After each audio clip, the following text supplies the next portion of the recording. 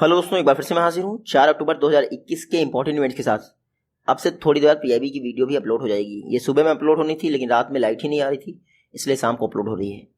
आज का पहला क्वेश्चन है national voluntary blood donation day. National voluntary blood donation day ये किस डेट को मनाया गया है?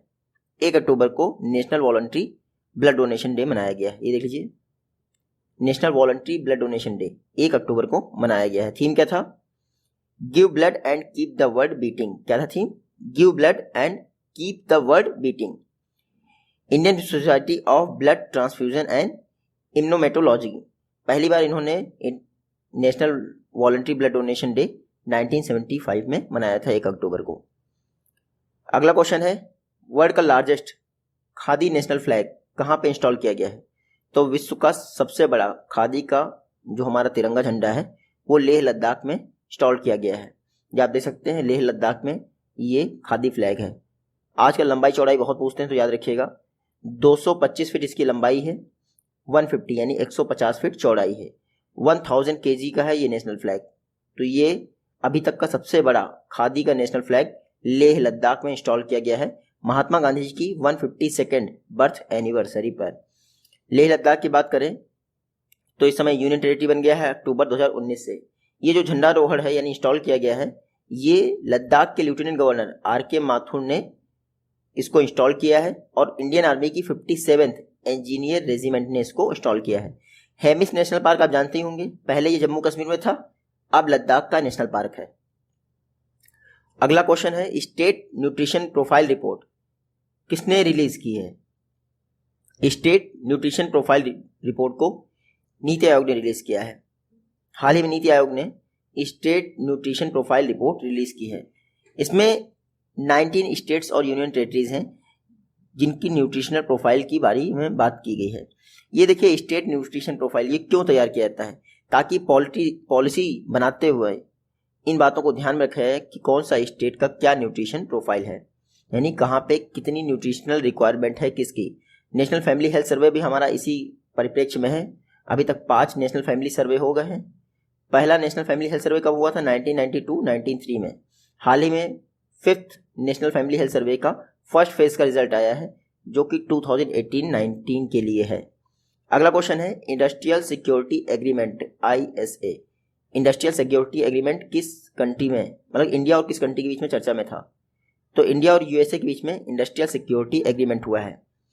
ये देखिए जो डिफेंस इंडस्ट्रीज हैं दोनों कंट्रीज की, उनके बीच में क्लासिफाइड इंफॉर्मेशन के एक्सचेंज के लिए ये इंडस्ट्रियल सिक्योरिटी एग्रीमेंट हुआ है। इंडिया और US ने इंडस्ट्रियल सिक्योरिटी एग्रीमेंट नई दिल्ली में साइन किया है और हाल ही में नई दिल्ली में इंडस्ट्रियल सिक्योरिटी एग्रीमेंट पर समिट भी हुई है।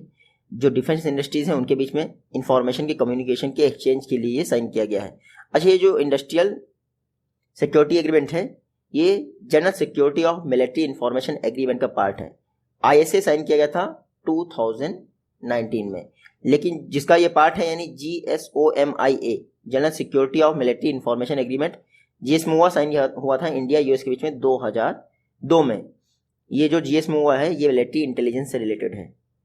अगला क्वेश्चन है ब्लाइंड फ्रेश वाटर ईल की एक नई प्रजाति कहाँ पर डिस्कवर की गई है? तो ब्लाइंड फ्रेश वाटर ईल की एक नई प्रजाति महाराष्ट्र में डिस्कवर की गई है। ये देख लीजिए, ये ईल है, ईल की मछली है मेरे ख्याल से ये। तो ब्लाइंड फ्रेश वाटर ईल की नई प्रजाति जूलॉजिकल सर्वे ऑफ इंडिया के 4 साइंटिस्ट ने मुंबई में खोजी है, मुंबई महाराष्ट्र। ये ईल जो है फ्रेश वाटर ब्लाइंड है और इसका नाम है रक्ता मिच्ची मुंबा। मुंबा क्यों? क्योंकि मुंबई में पाई गई है। तो ये 5वीं ईल की प्रजाति है जो इंडिया से ओरिजिनेट हुई है। जूलॉजिकल सर्वे ऑफ इंडिया की बात करें 1916 में इसकी स्थापना हुई थी, कोलकाता में हेडक्वार्टर है। डायरेक्टर कौन है? JSI के डॉक्टर धृति बनर्जी जी। अगला क्वेश्चन है हाल ही में इंडिया और श्रीलंका के बीच में मित्र शक्ति एक्सरसाइज का कौन सा एडिशन हुआ है? तो 8वां एडिशन हुआ है मित्र शक्ति एक्सरसाइज का। ये देख लीजिए, सॉरी हुआ नहीं, ये हो रहा है 4 अक्टूबर से 15 अक्टूबर तक। कहां पर होगा? श्रीलंका में होगा, अम्पारा में। श्रीलंका के अम्पारा में इंडिया और श्रीलंका के बीच में मित्र शक्ति एक्सरसाइज का 8वां एडिशन होगा। श्रीलंकन आर्मी और इंडियन आर्मी इसमें पार्टिसिपेट करेंगे। इससे पहले 7वां एडिशन हुआ था एक्सरसाइज मित्र शक्ति का। कहाँ पे हुआ था? पुणे महाराष्ट्र में हुआ था। इंडिया लार्जेस्ट ट्रेडिंग पार्टनर है श्रीलंका का, और जो ये एक्सरसाइज मित्र शक्ति है ये 2014 से स्टार्ट हुई थी, तब से ये हर वर्ष हो रही है। अगला क्वेश्चन है, चेन्नई में सस्टेनेबल अर्बन सर्विसेज प्रोग्राम के लिए वर्ल्ड बैंक ने कितना फंड दिया है? सस्टेनेबल अर्बन सर्विसेज प्रोग्राम के लिए वर्ल्ड बैंक ने चेन्नई को $150 मिलियन का फंड दिया। कितना? $150 मिलियन। देख लीजिए, चेन्नई को एक वर्ल्ड क्लास सिटी बनाने के लिए चेन्नई में sustainable urban services program run किया जा रहा है, जिसके लिए वर्ल्ड बैंक ने $150 मिलियन दिया है। इस $150 मिलियन के अलावा मेघालय को वर्ल्ड बैंक ने हेल्थ सर्विसेज के लिए $40 मिलियन दिया है। तो चेन्नई को क्या दिया है? $150 मिलियन, यानी तमिलनाडु को $150 मिलियन और मेघालय को $40 मिलियन हेल्थ सर्विसेज के लिए। चेन्नई का जो ये सस्टेनेबल अर्बन सर्विसेज प्रोग्राम है 150 मिलियन प्रोग्राम की, मतलब कि $150 मिलियन की इस पर लागत आएगी, और ये 4 की अर्बन सर्विसेज पर बेस्ड होगा। तो 4 की अर्बन सर्विसेज हमें पढ़ना नहीं चाहिए क्योंकि चेन्नई से रिलेटेड है। वर्ल्ड बैंक पढ़ लीजिए आप। जुलाई 1944 में स्थापना हुई। वॉशिंगटन डीसी में हेडक्वार्टर है। प्रेसिडेंट है David Malpass. MD and CEO हैं अंशुला कांत। टोटल मेंबरशिप है 189। देखिए, वर्ल्ड बैंक 2 बॉडीज का ग्रुप है, IBRD और IDA, international bank for reconstruction and development, international development association. 189 member है वर्ल्ड बैंक में। अगला क्वेश्चन है, ग्लोबल फाइनेंशियल स्टेबिलिटी रिपोर्ट किसने रिलीज की है? IMF ने रिलीज की है global financial stability report. International monetary fund IMF ने ग्लोबल फाइनेंशियल स्टेबिलिटी रिपोर्ट जारी की है। इसमें IMF ने कहा है कि पूरे वर्ल्ड को बिटकॉइन अडॉप्ट करना चाहिए। ग्लोबल फाइनेंशियल स्टेबिलिटी रिपोर्ट बस इतना याद रखिएगा, IMF जारी करता है। IMF की बात करें, दिसंबर 1945 को स्थापना हुई। वॉशिंगटन डीसी में हेडक्वार्टर है। क्रिस्टीना जॉर्जीवा जो कि बुल्गारिया से हैं, वो IMF की MD हैं। चीफ इकोनॉमिस्ट हैं गीता गोपीनाथ। 190 कंट्री IMF की मेंबर हो गई हैं। 190वां देश कौन सा है? प्रिंसिपैलिटी ऑफ एंडोरा, हाल ही में बना है। अगला क्वेश्चन है, न्यू स्पेस इंडिया लिमिटेड किस वर्ष स्थापना की गई थी? तो 2019 में। कब? 2019 में NSIL new space India limited की स्थापना हुई थी। ये इसरो का एक कॉमर्शियल आर्म है। चर्चा में क्यों है? न्यू स्पेस इंडिया लिमिटेड ने कहा है कि पहली बार demand driven communication satellite mission launch किया जाएगा। डिमांड ड्रिवेन मतलब सपोज करिए 5G की डिमांड है, तो उससे रिलेटेड ही कम्युनिकेशन सैटेलाइट डेवलप किया जाएगा। तो NSIL जो कि मार्च 2019 में बना, ये डिमांड ड्रिवेन मॉडल पर काम कर रहा है, और इसके लिए communication satellite mission GSAT-24 launch करेगा। इसमें 4 टन का KU बैंड सैटेलाइट होगा जो कि कम्युनिकेशन सैटेलाइट होगा। NSIL इसरो की क्या है? कॉमर्शियल आर्म है। मार्च 2019 में स्थापना हुई NSIL की। बेंगलुरु में हेडक्वार्टर है। CMD कौन है? G नारायण। अगला क्वेश्चन देखते हैं हम लोग। हाल ही में इंडिया की मेंस टेबल टेनिस टीम ने एशियन टेबल टेनिस चैंपियनशिप में ब्रॉन्ज मेडल जीता है। आपको पता है एशियन टेबल टेनिस चैंपियनशिप कहाँ हुई है? तो एशियन टेबल टेनिस चैंपियनशिप ये हुई है कतर, दोहा, यानी कतर की कैपिटल दोहा, जहां पे वर्ल्ड कप होना है 2022 का। कौन सा? FIFA world cup. Doha Qatar में हाल ही में एशियन टेबल टेनिस चैंपियनशिप हुई है। वहां पर इंडियन टेबल टेनिस टीम ने ब्रॉन्ज मेडल जीता है, क्योंकि साउथ कोरिया से वो हार गया सेमीफाइनल में। तो साउथ कोरिया से हारने के बाद इंडिया की टेबल टेनिस टीम ने ब्रॉन्ज मेडल जीता है एशियन टेबल टेनिस चैंपियनशिप में, जो कि दोहा में हुई। दोहा में हुई है एशियन टेबल टेनिस चैंपियनशिप। जो एशियन टेबल टेनिस चैंपियनशिप है ये बाईएनियल टेबल टेनिस टूर्नामेंट है, और इसको कॉन्टिनेंटल चैंपियनशिप भी कहा जाता है ITTF द्वारा। एशियन टेबल टेनिस चैंपियनशिप 1926 से स्टार्ट हुई थी, लेकिन 1957 से ये बाईएनियल हो रही है। इंटरनेशनल टेबल टेनिस फेडरेशन इसको ऑर्गेनाइज करता है। बात करते हैं ITTF की। ITTF की स्थापना 1926 में हुई। लोसाने स्विट्जरलैंड में हेडक्वार्टर है। CEO हैं स्टीव डेंटन।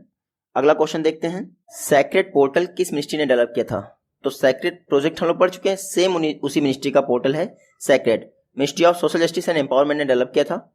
देखते हैं, Ministry of Social Justice and Empowerment, इन्होंने सेक्रेट पोर्टल डेवलप किया है International Day of Older Person वाले दिन, जो कि 1 अक्टूबर को होता है। सेक्रेट का फुल फॉर्म है सीनियर एबल सिटीजन्स फॉर री एम्प्लॉयमेंट इन डिग्निटी, यानी जो सीनियर सिटीजन्स हैं उनको डिग्निटी के साथ वर्क प्रोफाइल री एम्प्लॉयमेंट प्रोवाइड करना, ये है सेक्रेट पोर्टल का काम। यहाँ पर हैप्पीली जो सीनियर सिटीजन है यानी 60 ईयर से एबव, उनको उनके हिसाब से जॉब प्रोफाइल वर्क कंडीशंस मिल जाएगी।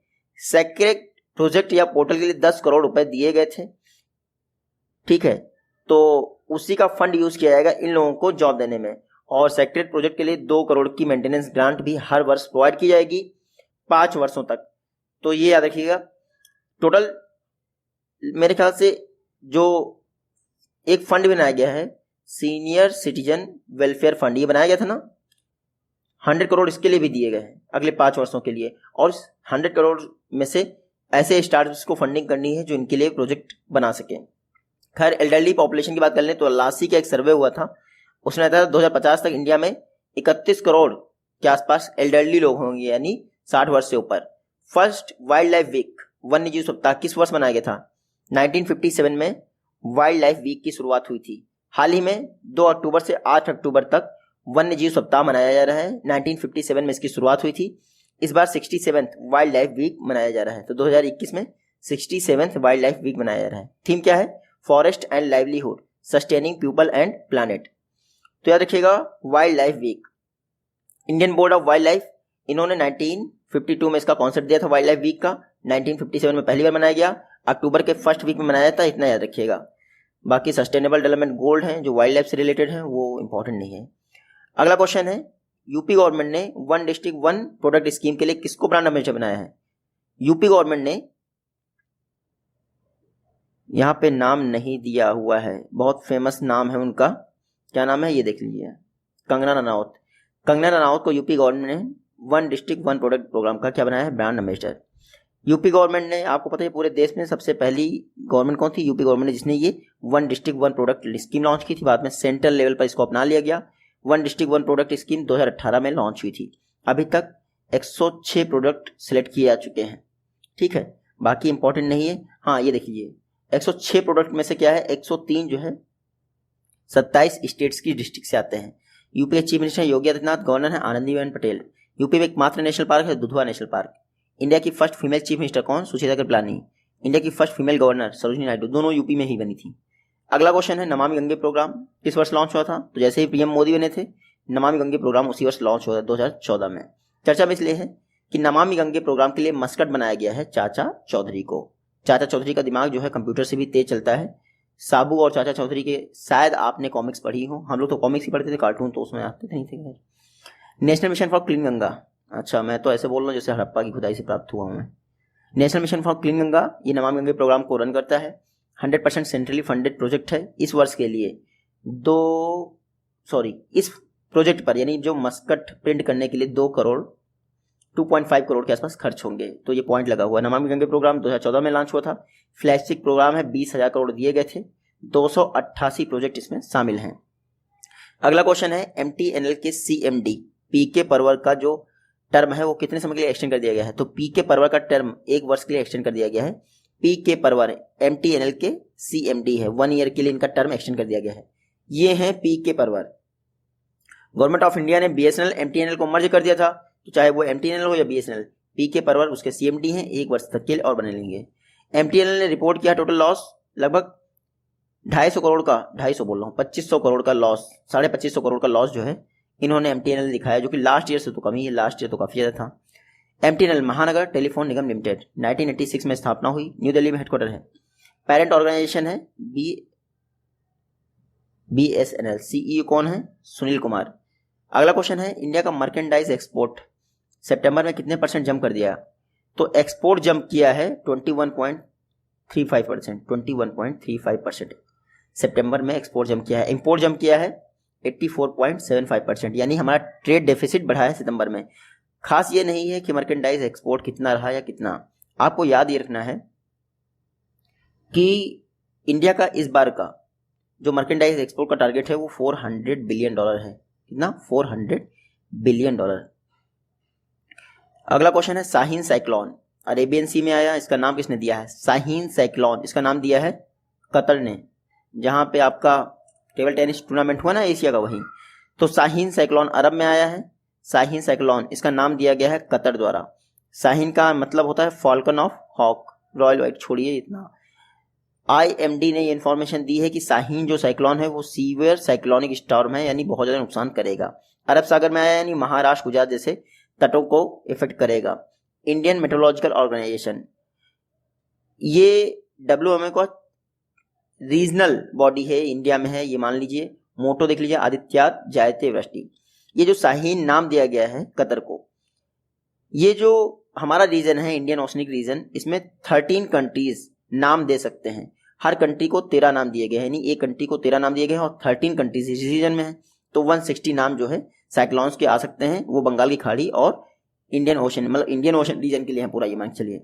IMD 1875 में स्थापना हुई, मिनिस्ट्री ऑफ आर्ट साइंस में आता है। DG कौन है? मृत्युंजय मोहपात्रा। ये आज की वीडियो से क्वेश्चन, आई होप कि आप इनका जवाब दे पाएंगे। जल्दी मिलते हैं, अभी मिलते हैं PIB में, तब तक के लिए टेक केयर।